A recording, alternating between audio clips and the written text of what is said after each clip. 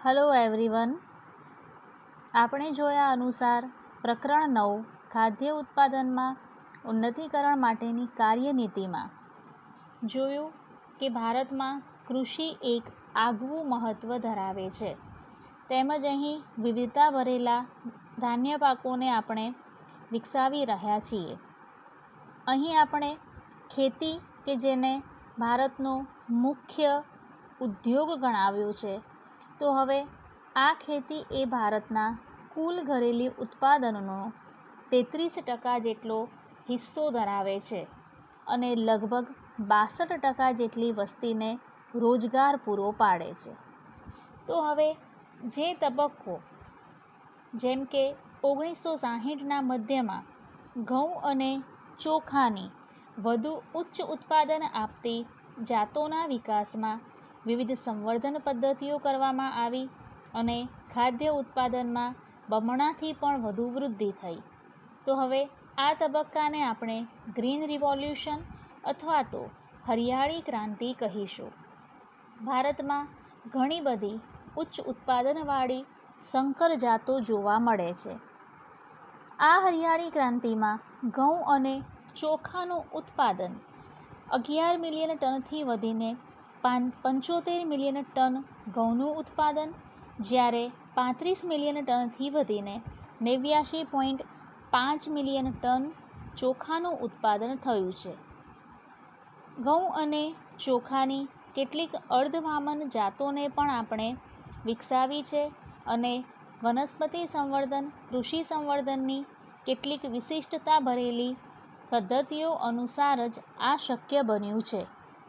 તો હવે આ ક્ષેત્રે કાર્ય કરતી કેટલીક સંસ્થાઓ જેવી કે IRRI તેમજ કેટલીક આંતરરાષ્ટ્રીય કૃષિ સંસ્થાઓ કે જેમના અગત્યના પ્રયાસોને કારણે કૃષિ સંવર્ધનના પાયો નખાઈ અને તેમાં વિવિધતા ભરેલા આગળ વિકાસના કાર્યો થયા છે.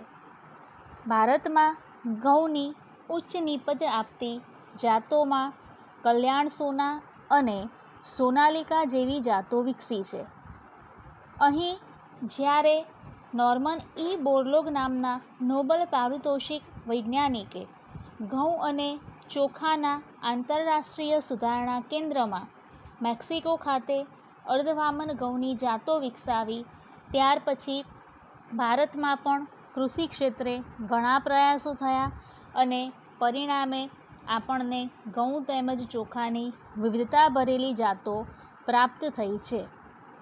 ચોખાની અર્ધવામન જાતો IR8માંથી અને તાઇવાન ખાતે વિકસાવેલી તાઇચુંગ નેટિવ 1માંથી વિકાસ પામી છે અને ત્યાર પછી ભારતમાં જયા અને રત્ના નામની વિવિધતા ભરેલી કૃષિ સંવર્ધિત ચોખાની જાતો અસ્તિત્વમાં આવી છે.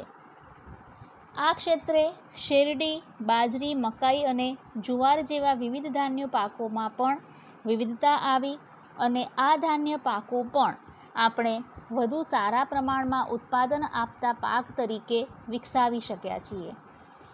શેરડીની વાત કરીએ તો ઉત્તર ભારત અને દક્ષિણ ભારતમાં જોવા મળતી શેરડી કે જેમાં પણ વિવિધતા હતી. અહીં આબોહવાકીય પરિબળ એ બંને પ્રકારની શેરડી કે જે એક જ પ્રકારનું પાક હોવા છતાં પણ ઉત્પાદન અલગ અલગ આપતી હતી. ઉત્તર ભારતમાં સેકેરમ બારબેરી કે જેમાં શર્કરાનું ઓછું ઉત્પાદન અને દક્ષિણ ભારતમાં સેકેરમ ઓફિસિનેરમ કે જેમાં જાડું પ્રકાંડ અને શર્કરાનું ઉત્પાદન વધુ હતું. આ બંને સંકર જાતોનો સમન્વય સાધીને વિશિષ્ટ પ્રકારની શુદ્ધ સંકર જાત વિકસાવી, જેમાં જાડું પ્રકાંડ અને ઉચ્ચ શર્કરા એ બંને હેતુને અહીં અગત્યના હેતુ તરીકે વિકસાવવામાં આવ્યા. તો આપણે જોઈએ છે તેમ કે આ પ્રકારની શેરડી આપણે પણ અહીં ગુજરાતમાં દક્ષિણ ગુજરાત એટલે કે સુરત અને તેની આસપાસના વિસ્તારોમાં આવી ખાંડ અને ગોળનું ઉત્પાદન કરતી ઘણી એવી ફેક્ટરીઓ વિકાસ પામેલી છે કે જેમાં શેરડીના અગત્યના ખાદ્ય ખોરાકો તરીકે ખાંડ અને ગોળનો ઉદ્યોગ મોટા પાયે વિકાસ પામ્યો છે. તો આપણે વાત કરી તેમ આવા વિવિધતા ભરેલા કૃષિ સંવર્ધિત પાકો કે જે ભારત કૃષિ પ્રધાન દેશ હોવાને લઈને આપણને વિવિધતા સર્જેલા પાકો, જેમાં ઉચ્ચ ઉત્પાદન, રોગ પ્રતિકારકતા તેમજ તેનું સરેરાશ મબલખ ઉત્પાદન એ આપણો અગત્યનો હેતુ રહ્યો છે.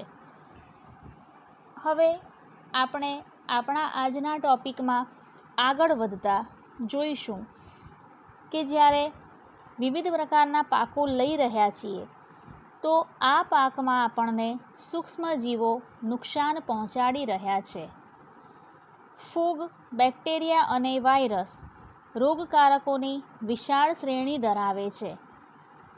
ખાસ કરીને ઉષ્ણકટિબંધના વાતાવરણમાં પાક કે જાતિઓના ઉત્પાદન પર અસર વધારે પ્રમાણમાં કરે છે. ઉષ્ણકટિબંધમાં આથવણની પ્રક્રિયા, ફર્મેન્ટેશનની પ્રક્રિયા ઝડપી હોવાને લઈને આ પ્રકારે સંતતિઓ વિપુલ પ્રમાણમાં નિર્માણ પામી અને પાક તેમજ સંતતિઓને નુકસાન પહોંચાડે છે. પાકનું આ નુકસાન ઘણીવાર 20-30% સુધીનું અથવા ક્યારેક તો સંપૂર્ણ નુકસાન પ્રેરે છે. હવે ધારો કે 100 ટન જેટલું ઉત્પાદન થઈ રહ્યું છે તો તેમાંથી આપણને કીટકો અથવા તો અન્ય ફૂગ, બેક્ટેરિયા, વાયરસને કારણે માત્ર 70% ઉત્પાદન જ પ્રાપ્ત થાય અથવા કેટલીક વાર આ ઉત્પાદન નહિવત પણ પ્રાપ્ત થઈ શકે છે. સૂક્ષ્મજીવો ઉપરાંત પણ બાહ્ય પરિબળો પણ એટલા જ અસરકારક છે, જેમ કે સિંચાઈની ઉણપ અથવા તો કોઈ પણ પ્રકારે આબોહવાકીય ફેરફારો કે જે આ પ્રકારે આપણને કૃષિ ક્ષેત્રે નુકસાન પ્રેરી અને ઓછું ઉત્પાદન આપે છે.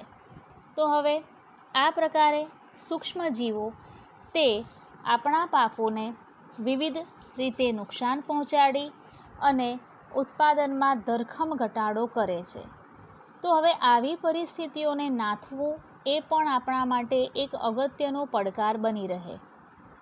ખેતી વિષયક જાતોમાં રોગનો પ્રતિકાર કરવો અને સંવર્ધનના વિકાસથી ખાદ્ય ઉત્પાદનમાં વધારો કરવો એ મહત્ત્વની બાબતો છે અને એ જ આપણા ચેપ્ટરનો પણ એક મહત્ત્વનો પાસું છે કે ખાદ્ય ઉત્પાદનમાં ઉન્નતીકરણ કરવા માટેની વિવિધ કાર્યનીતિ. ફૂગનાશકો અને જીવાણુનાશકોના ઉપયોગની આશ્રિતા એ આપણને ખાદ્ય ઉત્પાદનમાં વધારો કરી આપે અને ફૂગ તેમજ જીવાણુઓથી પાકને થતું નુકસાન અટકાવે છે. યજમાન વનસ્પતિનો પ્રતિકારક એ રોગ ઉત્પન્ન થવાથી લઈ રંગકારકના અટકાવવાની ક્ષમતા ધરાવે છે અને તે યજમાન વનસ્પતિના જનીનિક બંધારણને આધારે નિર્ધારિત થાય છે. હવે કેટલીક વખત વનસ્પતિ જે પોતે રોગ પ્રતિકારકતા ધરાવતી હોવા છતાં એમાંથી મળતા નિર્માણમાં આપણને હોય તેનાથી તદ્દન અલગ પ્રકારની એવી સંતતિઓ જોવા મળે. જેમ કે પાંદડાલક્ષી શાકભાજી છે તો આવી શાકભાજીમાં કીટકોના પરિણામે કે ફૂગ, વાયરસના કારણે પાંદડાનો રંગ બદલાવવો અથવા તો તેની કુંઠિત જાતો પ્રાપ્ત થવી. એવી જ રીતે ધાન્ય પાકોમાં પણ આપણને આ રીતે ડંખેલ ફળ અથવા તો ડંખ ધરાવતા બીજ નિર્માણ થાય છે. તો હવે સંવર્ધનની પ્રક્રિયા અપનાવતા પહેલાં રોગકારકો વિશે જાણકારી મેળવવી જરૂરી છે. જો આપણે ફૂગને લઈને વનસ્પતિને નુકસાન થઈ રહ્યું છે અને વાયરસજન્ય કે વાયરસથી બચાવ થતી દવાઓનો ઉપયોગ કરીશું તો તે આપણને કોઈ પણ પ્રકારે હિતાવહ થશે નહીં. ધારો કે આપણને કોરોના થયો છે અને આપણે દવા લઈશું સાદા તાવની, તો એ કોરોનાથી આપણે બચી શકીશું નહીં. માટે સૌથી અગત્યનું પાસું છે ઓબ્ઝર્વેશન કરી અને સૌથી પ્રથમ તો કયા પ્રકારના ફૂગ, વાયરસ, બેક્ટેરિયા કે કીટકો વનસ્પતિને અસર કરી રહ્યા છે તે જાણવાનું. આ જાણ થયા પછી એ પણ અનિવાર્ય છે કે કેટલી નિશ્ચિત માત્રામાં વનસ્પતિને દવા આપવી. એ ડોઝેજનું પ્રમાણ પણ ચોક્કસપણે નિશ્ચિત હોવું જોઈએ. વધુ પડતી જંતુનાશકો પણ પાકના ઉત્પાદનને અસર કરે છે. માટે સંવર્ધનની પદ્ધતિઓ અપનાવતા પહેલાં આપણે ફૂગનાશકો, કીટનાશકો કે જંતુનાશકોનો ઉપયોગ કરી રહ્યા છીએ, પરંતુ કેટલા પ્રમાણમાં, ક્યારે અને કઈ રીતે આવી દવાઓનો ઉપયોગ કરવો તે ખૂબ જ જરૂરી છે અને તેની જાણકારી હોવી એ સૌથી મહત્ત્વનું પરિબળ બની રહે છે. હવે તેમના પ્રસારની ક્રિયાવિધિ એટલે કે કઈ રીતે આ જંતુનાશકો અથવા તો કીટનાશકોને આપણે વનસ્પતિઓને આપવા. ફૂગ દ્વારા થતા કેટલાક રોગો જેવા કે ઘઉંમાં થતો કાળા ગેરુનો રોગ અથવા તો ઘઉંનો ભૂરો ગેરુ, શેરડીનો લાલ સડો અને બટાકાનો પાછોતરો સુકારો. બટાકાનો પાછોતરો સુકારો એટલે કે બટાકાનું ફળ પ્રાપ્ત થઈ ચૂક્યા પછી પણ એ બટાકામાં સુકારાનો રોગ લાગુ પડતા બટાકાનું જે મુખ્ય કદ છે એ સંકુચિત બને અથવા તો એ કીટકોથી ભરપૂર હોવાથી એમાં દુર્ગંધ આવવી વગેરે જેવા લક્ષણો જોવા મળે, જેથી પાકનું ઉત્પાદન થયું હોવા છતાં એ આપણા ખાવા યોગ્ય રહેતા નથી. બેક્ટેરિયા દ્વારા થતો ક્રુસિફરનો કાળો ગેરુ અને વિષાણુ દ્વારા થતો તમાકુનો કિરમીરનો રોગ, સલગમનો કિરમીર રોગ. તો હવે આવા કેટલાક રોગો એ આપણને ફૂગ દ્વારા, બેક્ટેરિયા દ્વારા અથવા તો વિવિધ પ્રકારના વાયરસ દ્વારા જોવા મળે છે. તો આ જેટલા પણ સૂક્ષ્મજીવો છે કે જે વનસ્પતિના ઉત્પાદનને અસર કરી રહ્યા છે, તો આ ઉત્પાદનને અસર કરતાં ઘટાડવા માટે આપણે વિવિધ પ્રકારના જંતુનાશકો, પેસ્ટિસાઇડ્સ, વીડીસાઇડ્સ વગેરેનો ઉપયોગ કરવો જરૂરી છે. સૂક્ષ્મજીવો ઉપરાંત પણ જો વધુ પ્રમાણમાં નીંદણ ઉગ્યું હોય તો નીંદણનાશકોનો ઉપયોગ કરવો પણ એટલો જ જરૂરી છે. નીંદણનાશકોનો યોગ્ય સમયે ઉપયોગ નહીં કરવામાં આવે તો ઉત્પાદનમાં પોષક મૂલ્યોનો ઘટાડો જોવા મળે. તો આ રીતે આપણે રોગ પ્રતિકારકતા ઉપરાંત વનસ્પતિઓમાં સૂક્ષ્મજીવોથી જે તે પ્રકારના ફેરફારો જોવા મળે છે એને નાથી શકાય. રોગ પ્રતિકારકતા માટેની વિવિધ પદ્ધતિઓ. સંવર્ધનનો મુખ્ય હેતુ છે કે પરંપરાગત સંવર્ધનની ટેકનિક્સ અપનાવવી, પણ આ પદ્ધતિઓ અપનાવતા પહેલાં પણ એની વનસ્પતિ પરની અસરો જાણવી જરૂરી છે. સંવર્ધનની વિવિધ પદ્ધતિઓ કે વિકૃત કે પરિવર્તિત સંવર્ધન દ્વારા સિદ્ધ કરવામાં આવે છે. વિકૃતિ પ્રેરવી એટલે કે મ્યુટેશન પ્રેરવું, અને આ મ્યુટેશન એટલે કે તેના જનીન બંધારણમાં ફેરફારો કરવા અને પરિણામે આપણને પ્રાપ્ત થતી પરિવર્તિત સંતતિઓ કે જેમાંથી આપણને આવા સુધારેલા જનીનો યુક્ત અને રોગ પ્રતિકારકતા ધરાવતા ઉત્પાદનો મળી શકે. આ તબક્કાઓમાં ક્રમશઃ પ્રતિરોધકતાના સ્ત્રોત માટે જનનરસની તારવણી, પસંદગી કરેલ પિતૃઓનું સંકરણ, સંકર જાતોની પસંદગી, મૂલ્યાંકન તથા નવી જાતોના પરીક્ષણ અને મુક્તિનો સમાવેશ થાય છે. આપણે અગાઉ પણ રોગપ્રતિકારકતામાં પણ આ જ વસ્તુ તબક્કાવાર જોઈ છે કે જ્યારે રોગપ્રતિકારકતા જ્યારે વનસ્પતિમાં છે જ, પરંતુ આપણે તે ઉપરાંતની અન્ય પરિવર્તિત જાતિઓ કે જેનું જનીન બંધારણ જુદું છે, તો એના અગત્યના તબક્કાવાર કેટલાક તબક્કા જોયા છે. સૌથી પહેલાં જનન રસ બંધારણ, ત્યાર પછી પસંદગી કરેલ પિતૃઓ અને તેમનું મૂલ્યાંકન, એ જે જાતો શુદ્ધ સંકર જાતો તરીકે પ્રાપ્ત થઈ છે તેમનું પરીક્ષણ, અને ત્યાર પછી વ્યાપારી ધોરણે બજારમાં આવા પાકોની મુક્તિ. આ સુધીના બધા જ તબક્કા આપણે પહેલાં સવિસ્તાર સમજ્યા છે. સંકરણ તેમજ પસંદગી દ્વારા ઉછેરવામાં આવતા પાક, ફૂગ, બેક્ટેરિયા અને વાયરસ એ આ જ બધા જ પ્રકારના જે પણ વનસ્પતિને અસર કરતા પરિબળો છે તેને પ્રતિરોધક હોય છે. એટલે કે ત્યાર પછીથી વનસ્પતિને ફૂગ, બેક્ટેરિયા કે વાયરસથી કોઈ પણ પ્રકારની અસર થશે નહીં, અને એ બધી જ જાતોને આપણે સીધી જ સંકર જાતો તરીકે લઈ અને જ્યારે પણ વાવણી કરતા હોઈએ તો આ પ્રકારના રોગો સામે તેની પ્રતિકારકતા હોય જ. આવા કેટલાક ઉદાહરણો આપણે જોઈએ. દાખલા તરીકે કેટલાક પાક, તેમની વિવિધ જાતો અને રોગો સામેની પ્રતિકારકતા.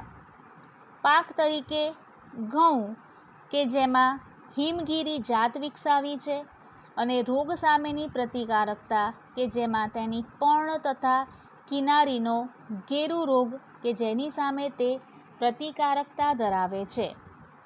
રાઈની પૂસા સ્વર્ણિમ જાત કે જે સફેદ ગેરુના રોગ સામે પ્રતિકારકતા ધરાવે છે.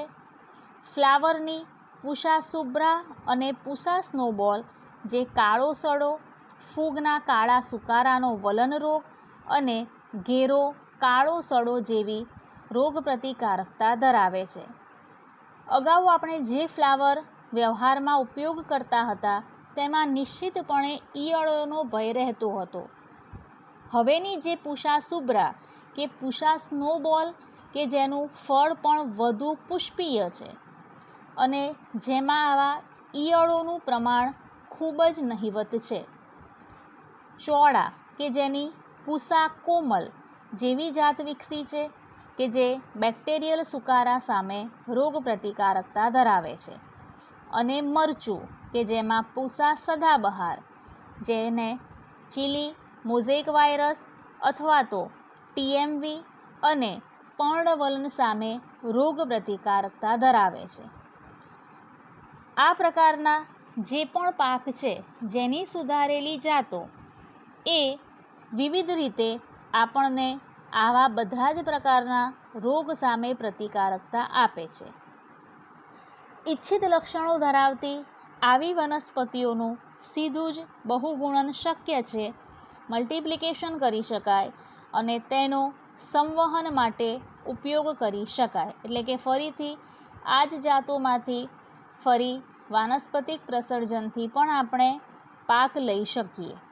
સંવહન માટે વિવિધ પદ્ધતિઓ ઉપયોગમાં લેવાય છે, જેમાં સોમાક્લોનલ વેરિયન્ટ અને જીનેટિક એન્જિનિયરિંગનો સમાવેશ થાય છે.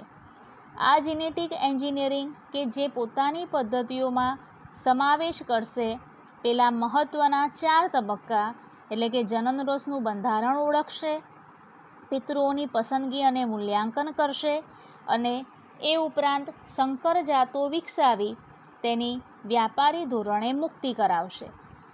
તો આવી જીનેટિક એન્જિનિયરિંગની જેટલી પણ શાખાઓ છે એ આવા જનનરસના બંધારણમાં ફેરફારો કરી અને આવા ફૂગ, બેક્ટેરિયા, વાયરસ વગેરે જેવા જે પણ અન્ય અસર કરતા પરિબળો છે તે બધા સામે રોગ પ્રતિકારકતા દર્શાવતી જાતોનું નિર્માણ કરે.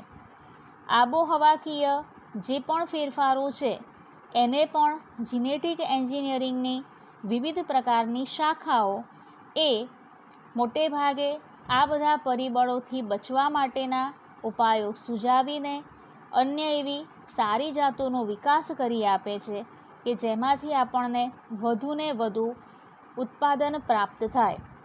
કારણ કે આખરે તો આપણો આશય એ જ છે કે આપણે ભારતના કુલ જીડીપી એટલે કે આપણું જે પણ ગ્રોસ ડેવલપમેન્ટ પ્રોડક્શન છે તેમાં વધારે ને વધારે ઉત્પાદન કરાવવું. તો આ રીતે આપણે વિવિધ પ્રકારે રોગ પ્રતિકારકતા ધરાવતી જાતોનું નિર્માણ કરી શકવામાં સક્ષમ બન્યા છીએ. આપણે અગાઉ પણ જોયું હતું તેમ ઘઉં, ચોખા અથવા તો મકાઈ, બાજરીની સુધારેલી જાતો કે જે પણ આપણે ભારતમાં વિકસાવી શક્યા છીએ, એ જ ઉપરાંત અહીં આપણે રોગો સામેની પ્રતિકારકતા માટે પાક જાત અને રોગો સામેની પ્રતિકારકતા માટેના કેટલાક એવી નવી જાતો વિકસાવી શક્યા છીએ. જેમાં ઘઉં કે જેની હિમગીરી જાત, રાઈ, પૂષા સ્વર્ણિમ, ફ્લાવર, પૂષા સુબ્રા અને પૂષા સ્નોબોલ, ચોળા, પૂષા કોમલ અને મરચું પૂષા સદાબહાર. તો હવે આપણા મગજમાં એક પ્રશ્ન થાય કે આ બધા જ જે નામ અર્થેના પ્રશ્નો છે કે જેને MCQ લેવલે આપણે વધુને વધુ માહિતી મેળવવી જોઈએ.